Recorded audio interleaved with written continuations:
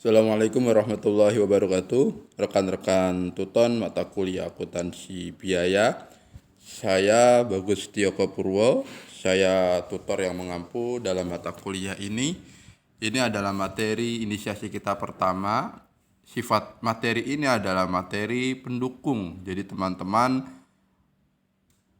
bisa menyimak semua ulasan yang disajikan di tutorial online.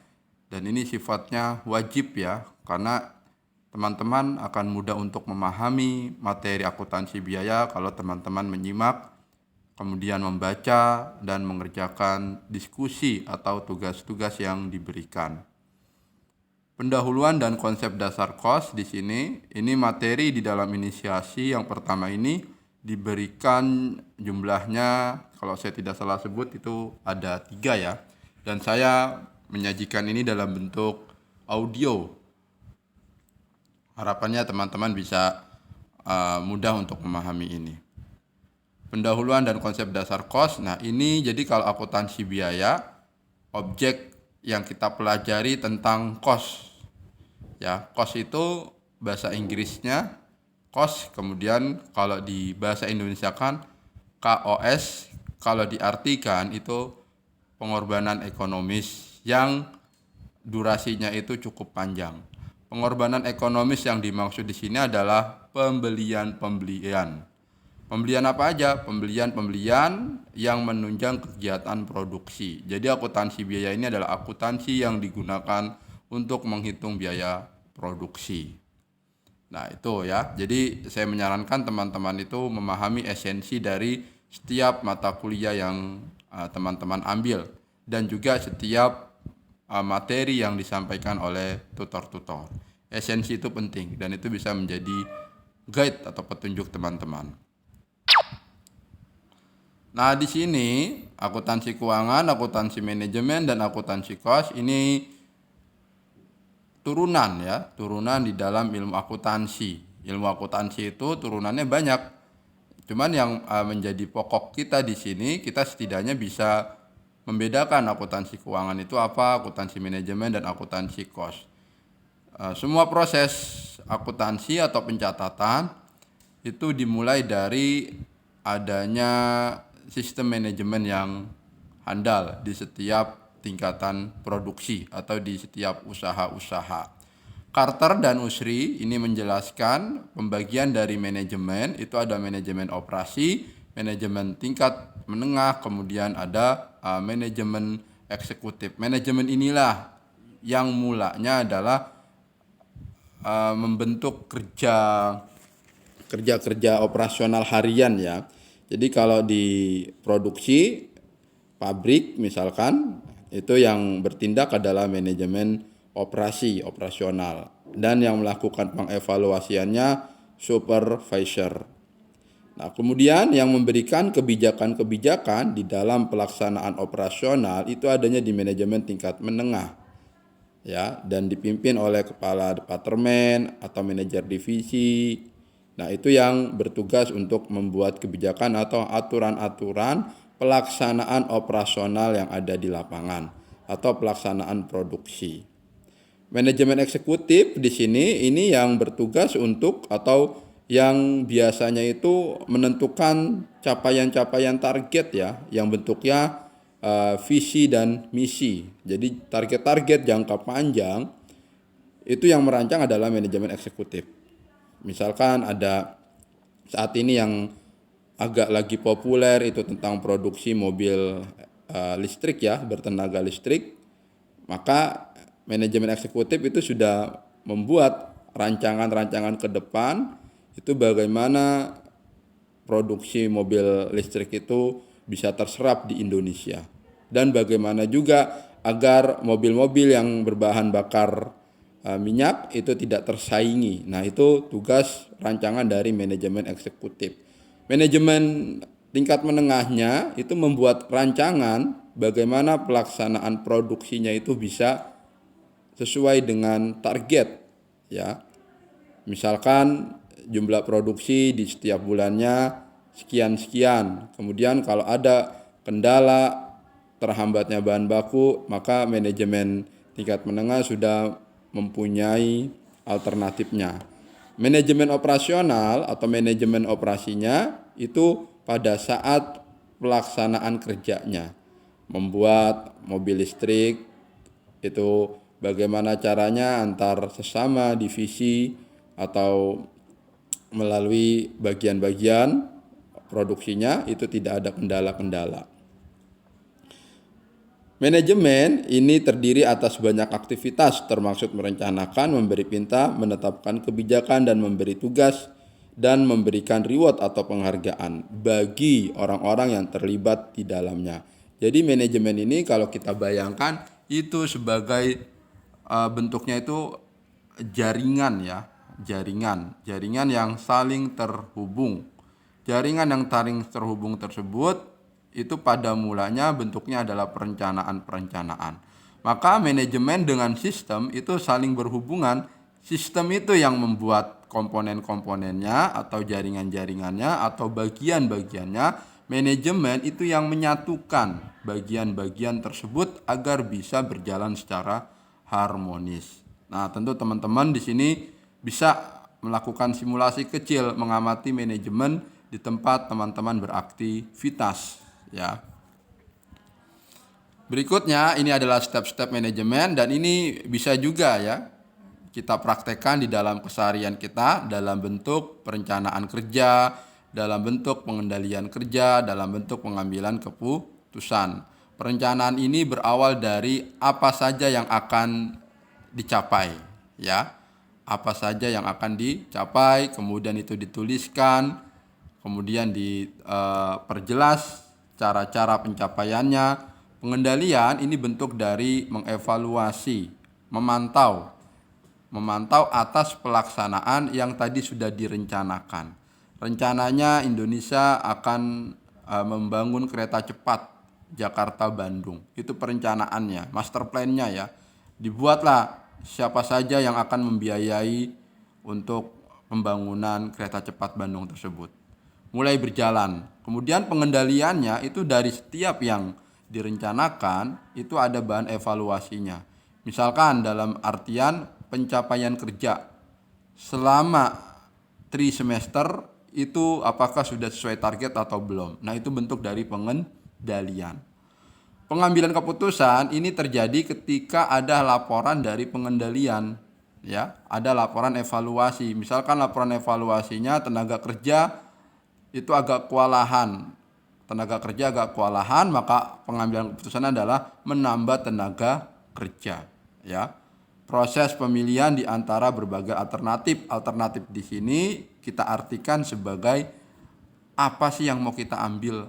Pilihan-pilihan dari hasil evaluasi yang ada di pengendalian.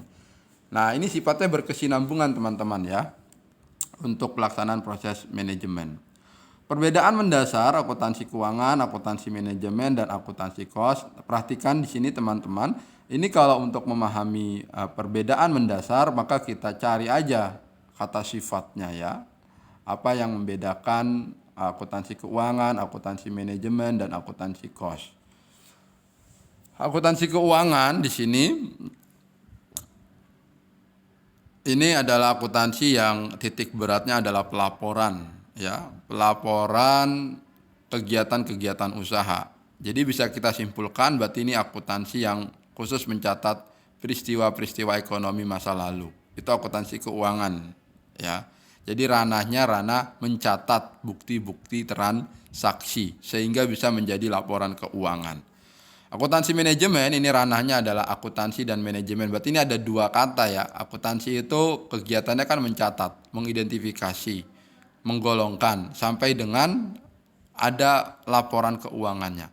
Manajemen di sini berarti setelah sudah ada hasilnya apa keputusan dari hasil pencatatan tersebut. Itu akuntansi manajemen.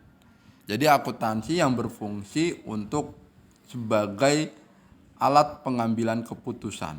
Keputusan apa? Keputusan bertindak, apakah membeli ataukah menjual, apakah menambah atau mengurangi. Nah, kalau akuntansi keuangan itu sifatnya hanya evaluasi secara umum.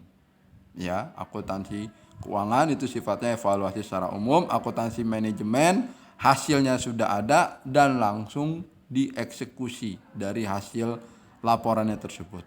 Akuntansi cost, berarti ini ada dua kata, akuntansi dan cost. Jadi teman-teman, kalau ada kata akuntansi, proses akuntansi yang pertama adalah pencatatan, yang kedua itu penggolongan, yang ketiga itu mengiktisarkan ya, atau kalau prakteknya itu dalam bentuk neraca saldo hasilnya.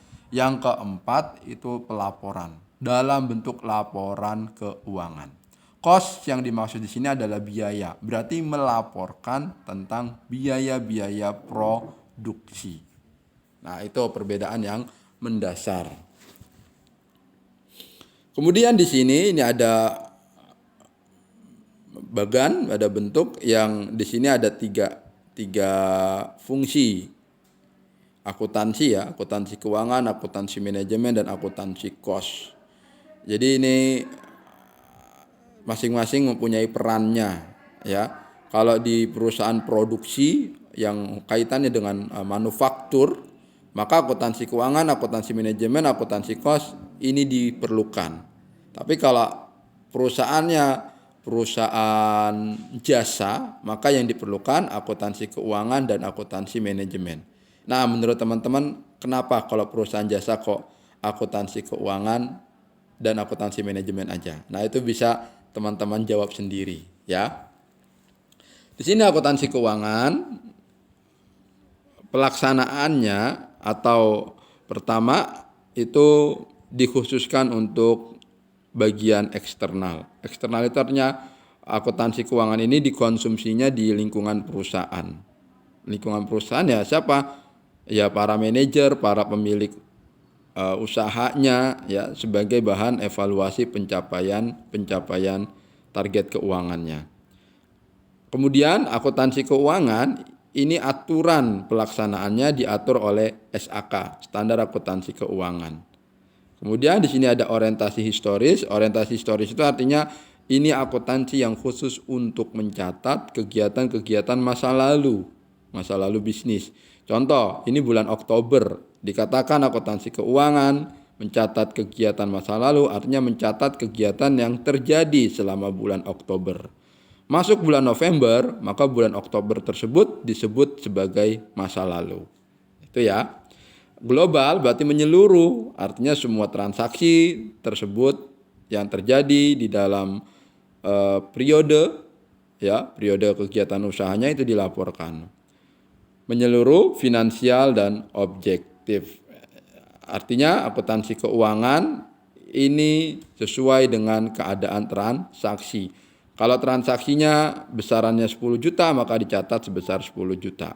Hasil akhir dari akuntansi keuangan itu bentuknya adalah laporan laba rugi, neraca, arus kas ya, ini aliran kas ini arus kas, dan perubahan kekayaan pemilik atau perubahan modal.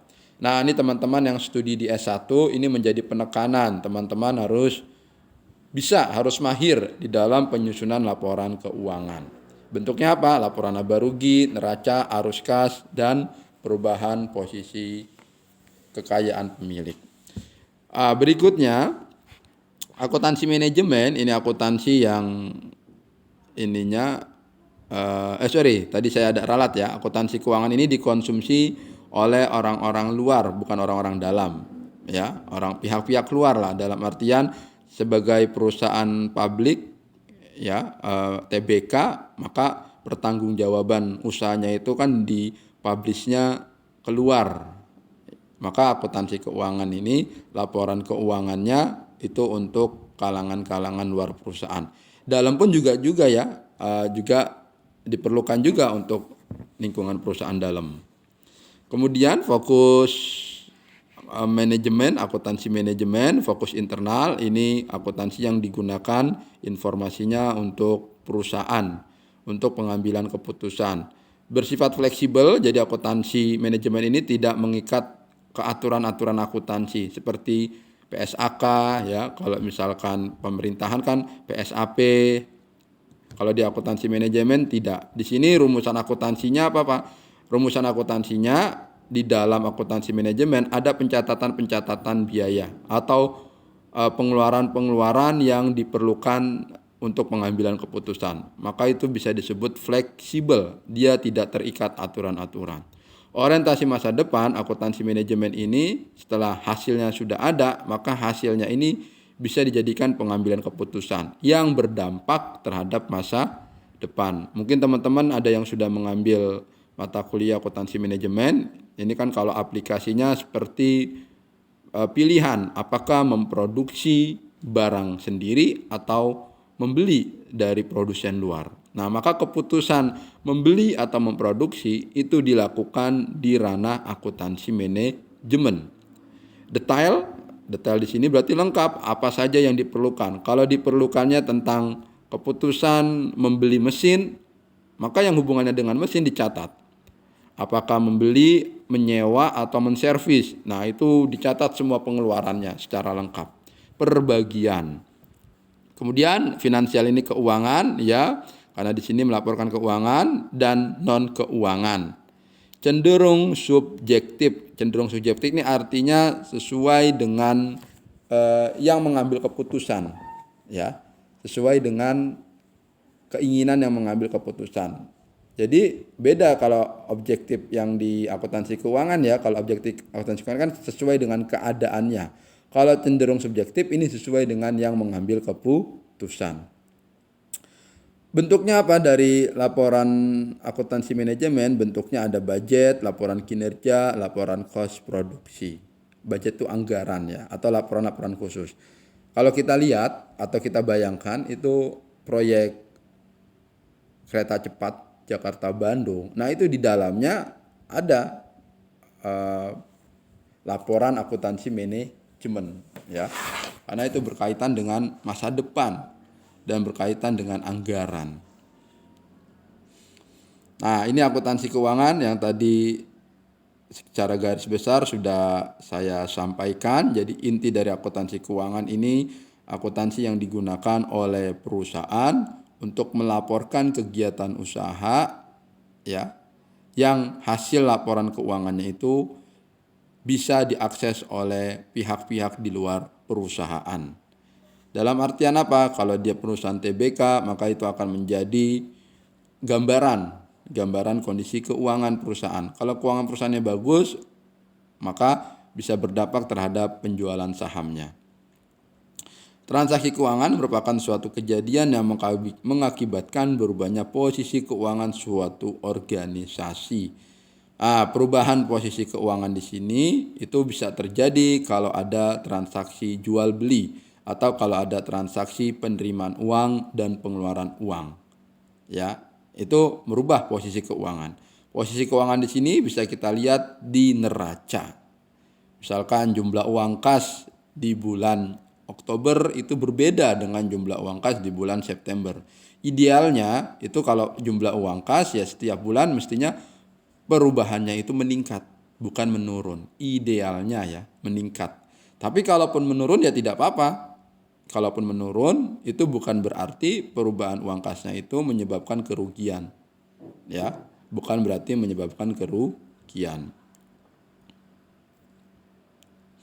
Ini definisi yang diberikan oleh ICPA, ya, tentang accounting is the art recording. Nah, ini tentang apa sih yang dikerjakan di akuntansi? Recording itu mencatat, mengklasifikasi, kemudian mengiktisarkan, ya, mengiktisarkan transaksi dalam bentuk uang, ya, yang kemudian bisa menjadi interpretasi atau bisa menjadi gambaran dari sebuah kondisi usaha.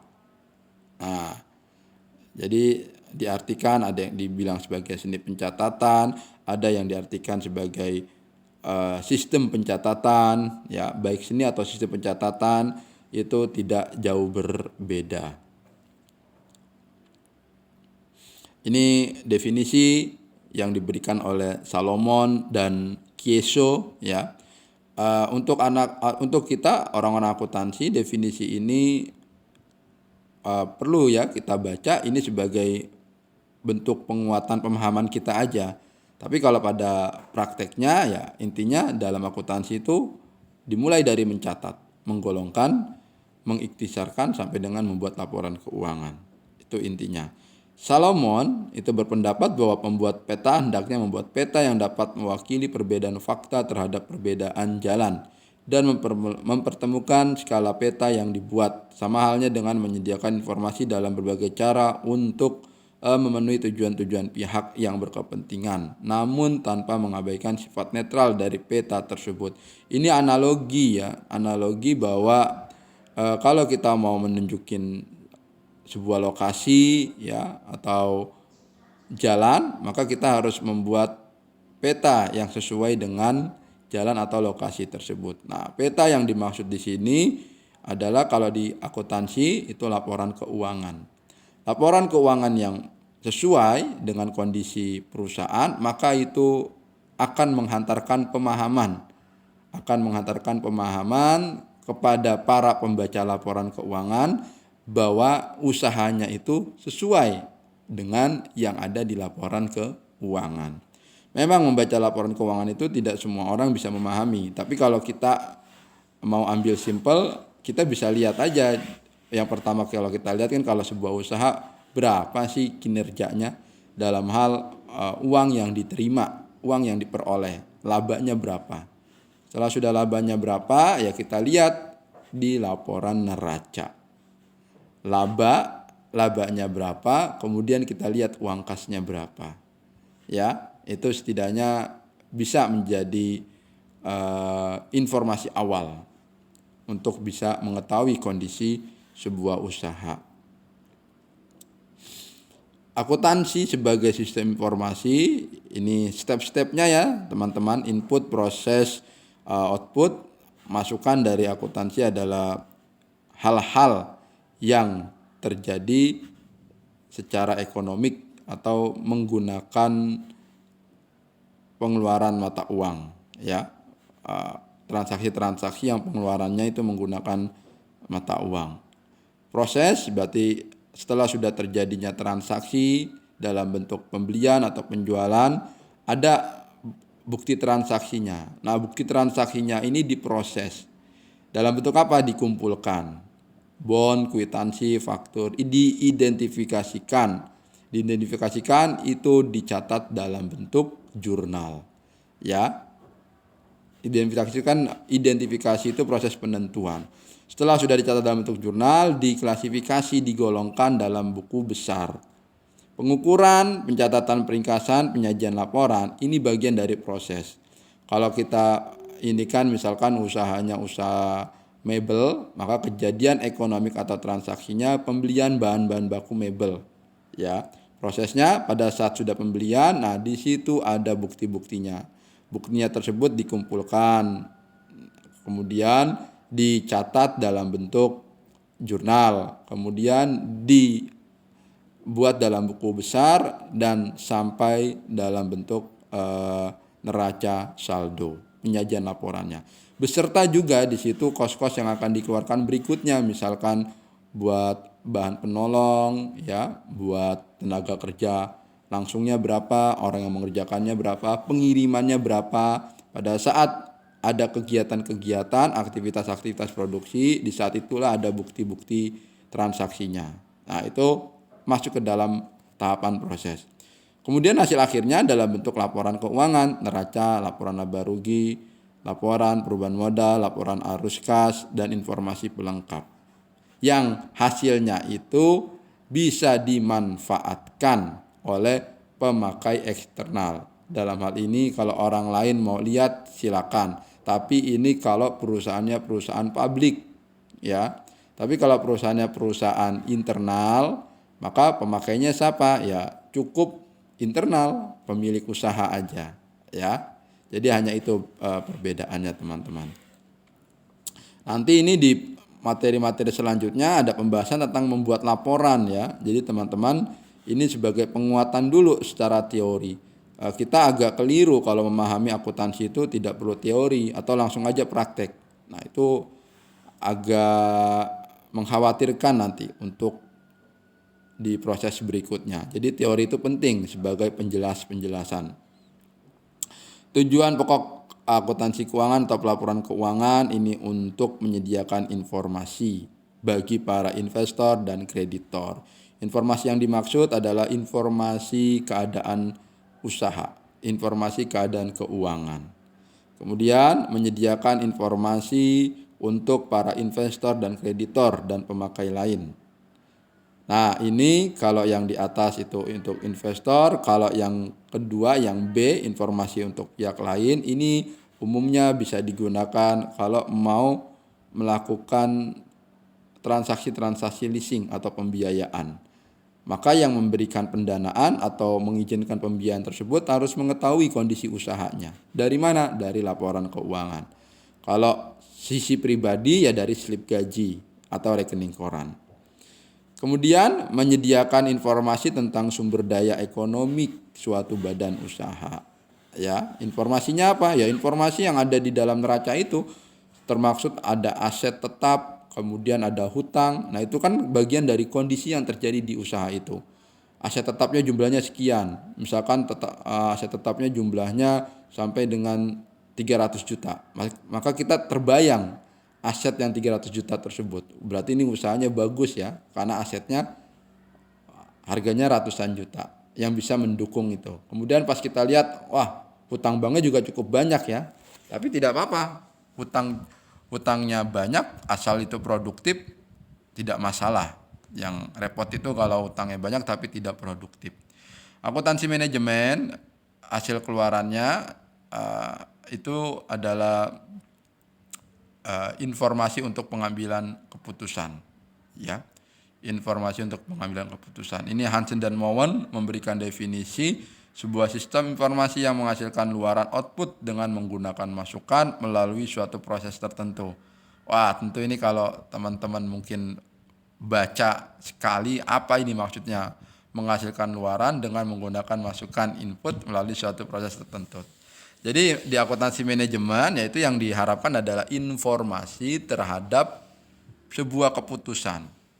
Ya, informasi terhadap sebuah keputusan. Keputusannya apa ya? Seperti tadi, mau enaknya ini kalau misalkan perusahaannya perusahaan ekspedisi, apakah kita perlu membeli armada atau cukup menyewa? Nah, membeli atau menyewa keputusannya itu dilakukan dengan hitungan akuntansi manajemen. Wah, kalau membeli harga armada sekian, kemudian nanti akan ada biaya servis, nanti akan ada penyusutannya. Kalau nyewa, maka kita cukup bayar sekian per bulannya. Nanti kita tinggal dilihat selisihnya, itu lebih besar mana selisihnya. Apakah lebih besar nyewa atau lebih besar beli sendiri. Misalkan ya, setelah di hasil akhir, selisihnya itu cuma 10 juta. 10 juta lebih mahal nyewa. 10 juta lebih mahal nyewa. Nah, itu bagaimana keputusan manajer atau pemilik usaha? Kalau saya jadi seperti itu, saya mendingan mengambil yang nyewa saja. Walaupun lebih besar 10 juta. Karena tidak ada resiko-resiko yang cukup melelahkan kalau seandainya perusahaannya tidak bisa berjalan dengan baik. Ya, itu anggapan saya. Akuntansi manajemen tujuannya menyediakan informasi cost per unit yang dapat digunakan oleh manajemen dalam rangka perencanaan, pengendalian, pengambilan keputusan, evaluasi kinerja, serta perbaikan berkelanjutan. Ini lingkup dari akuntansi manajemen, itu menghitung cost, kemudian melakukan perencanaan, pengendalian, kemudian untuk pengambilan keputusan, ya. Setidaknya ini menambah referensi kita, referensi teman-teman. Akuntansi manajemen itu untuk apa keperluannya? Ini sama ya seperti tadi, input, proses, dan output. Untuk input, maka setiap terjadi transaksi, prosesnya dalam bentuk laporan keuangan, kemudian dicatat, dikumpulkan. Outputnya bentuknya adalah laporan khusus, biaya produk, biaya konsumen. Nah, biaya produk, biaya konsumen ini tidak ada aturan bakunya ya. Jadi nanti setiap perusahaan itu bisa saja berbeda bentuk dari laporan akuntansi manajemennya. Lain dengan laporan akuntansi keuangan, maka dia harus mengikuti standarnya. Jadi tidak bisa sama. Karena laporan akuntansi keuangan itu ketika dibaca dengan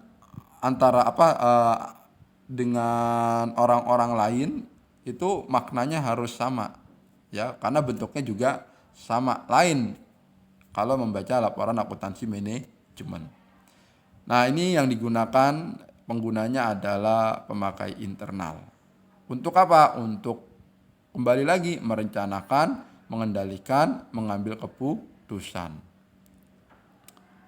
Ini sudah saya tekankan tadi ya, akuntansi kos intinya adalah pencatatan untuk biaya-biaya yang sedang terjadi. Cuma nanti kita akan mempelajari ada analisis terhadap biaya-biaya teman-teman di inisiasi berikutnya ya.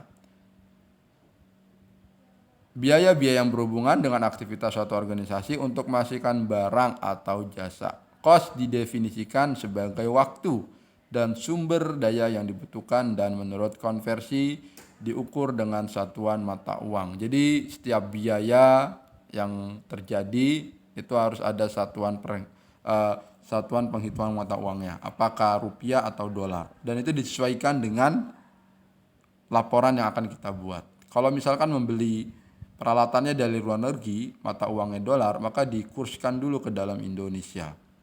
Penggunaan kata biaya pada saat kos sudah habis terpakai atau kos sudah kadaluarsa atau expired atau expand. Nah, di sini ada persepsi yang berbeda ya dengan akuntansi keuangan. Kalau akuntansi keuangan itu kan biaya itu pengeluaran, tapi pengeluaran yang rentang pemanfaatannya itu untuk jangka panjang. Contoh membeli peralatan. Membeli peralatan itu mengeluarkan uang ya. Tapi peralatan tersebut digunakan dalam jangka waktu yang panjang. Maka peralatan disebut sebagai biaya. Kalau beban itu pengeluaran yang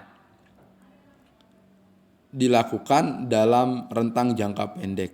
Seperti pembayaran sewa ya. Kemudian pembelian perlengkapan, pembelian bahan baku yang saat itu juga habis. Nah, di sini kos dengan beban itu artiannya sama ya. Kos dengan beban artiannya sama. Kos disebut kos kalau sudah habis terpakai. Disebut beban juga kalau sudah habis terpakai. Itu ya teman-teman.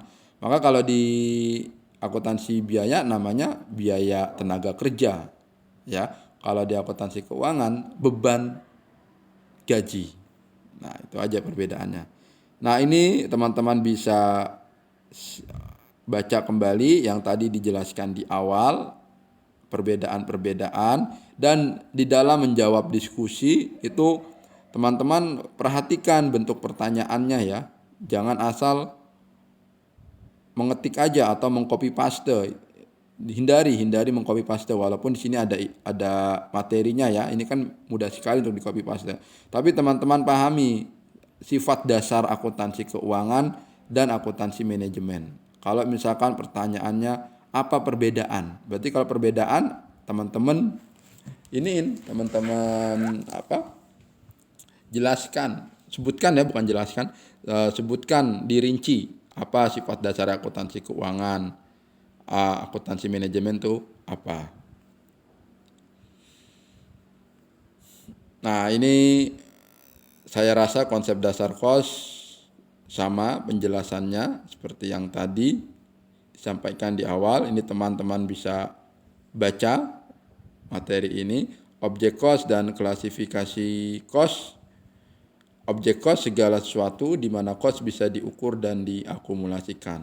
Nah, objek kos di sini artinya kegiatan-kegiatan dalam produksi yang itu bisa diamati, bisa dihitung, dan juga bisa dimasukkan ke dalam pembiayaan. Contoh, aktivitas yang bisa dilihat itu misalkan packing, ya itu kan juga bagian dari objek kos, segala sesuatu di mana kos bisa diukur dan diakumulasi. Packing itu kegiatan aktivitas yang di situ bisa dilihat berapa yang di packing. dan diakumulasi, berarti di jumlah keseluruhan dari proses packing tersebut. Oleh karena itu, objek cost dapat berupa produk fisik, jasa pelanggan, lini produk, proyek, aktivitas, divisi, dan lain sebagainya. Ini yang digolongkan sebagai cost. Maka nanti kalau teman-teman baca di BMP itu ada latihannya. Misalkan sebutkan cost yang terjadi di dalam usaha bla bla bla bla. Nah, itu teman-teman bisa menyebutkan apa aja cost-cost yang terjadi. Dengan membayangkan misalkan usahanya kopi shop, itu di kopi shop itu ada apa aja kegiatannya. Dari mulai bahan baku sampai dengan kopi shop tersebut siap disajikan. Nah, ini untuk menelusuri biaya, direct tracing, observasi fisik, driver tracing, sebab akibat, alokasi, asumsi. Observasi fisik berarti kita melihat aktivitas yang dimaksud apa, kegiatan yang dimaksud apa, benda yang dimaksud itu apa. Sebab akibat, driver tracing, ya ini kita bisa melihat kalau sebab akibat kan berarti bisa jadi produk A itu melalui tahapan apa, bisa menjadi produk A itu melalui tahapan apa, bisa menjadi tempe itu prosesnya apa aja, ya. Itu gambaran dari sebab akibat. Itu juga bisa dikelihatan biaya yang terjadi itu apa.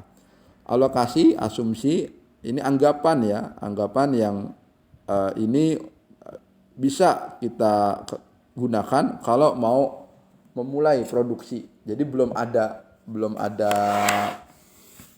kegiatannya, kita mau memulai usaha yang usaha tersebut belum ada yang memulai. Ya. Misalkan ada usaha kuliner yang usaha tersebut baru si orang itu yang memulai, ya, maka dia bisa menggunakan asumsi-asumsi, anggapan-anggapan. Tentu dengan apa? Tentu dengan taksiran harga atau biaya yang dikeluarkan untuk membeli bahan baku tersebut, untuk melakukan aktivitas tersebut. Seperti dulu kalau membuat kopi shop kan sebelum ada, maka ininya membuat asumsi-asumsi, membuat anggapan-anggapan bahwa nanti yang diperlukan bahannya ini. Nah, itu ya. Klasifikasi cost dalam rangka memilih salah satu alternatif yang terbaik.